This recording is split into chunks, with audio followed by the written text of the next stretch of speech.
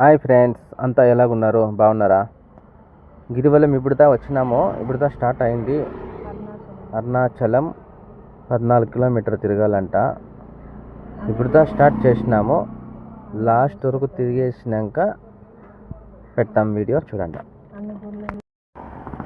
ఇది 3వ టైం వస్తూ ఉండేది. ఫస్ట్ ఒక టైం వచ్చింటిమి, ఇది 2వ టైము, మనకి ఇది 3వ టైం లాస్ట్ వచ్చినాము. ఫుల్ రష్, నడిచే కూడా జాగా లేదు, అంత ఫుల్ రష్ ఉంది. చూడండి, సపోర్ట్ చేయండి.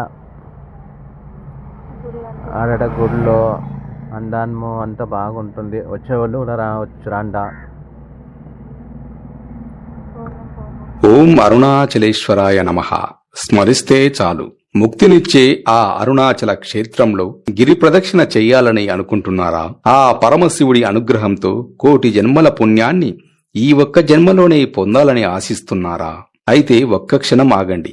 ప్రతి ఏటా లక్షల మంది భక్తులు అరుణాచలానికి వస్తున్నారు.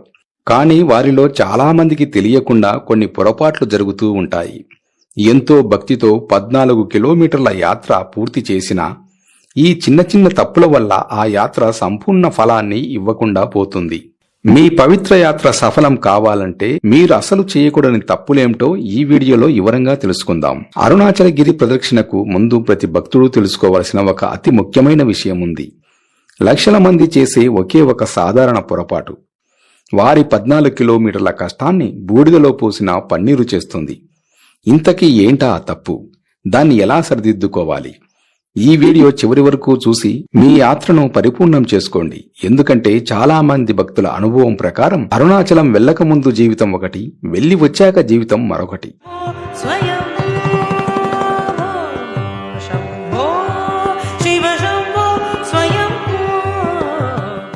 అరుణాచలం పంచభూత క్షేత్రాలలో అగ్నిక్షేత్రం. ఇక్కడ కొండ మీద దేవుడు కాదు, ఆ కొండే సాక్షాత్తు పరమశివుడి స్వరూపం. అందుకే ఈ గిరికి ప్రదక్షిణ చేస్తే నేరుగా ఆ మహాశివుడి చుట్టూ ప్రదక్షిణ చేసినంత పుణ్యం దక్కుతుందని పురాణాలు చెబుతున్నాయి. సాక్షాత్ భగవాన్ రమణ మహర్షి కూడా గిరి ప్రదక్షిణకు ఎంతో ప్రాధాన్యత ఇచ్చేవారు.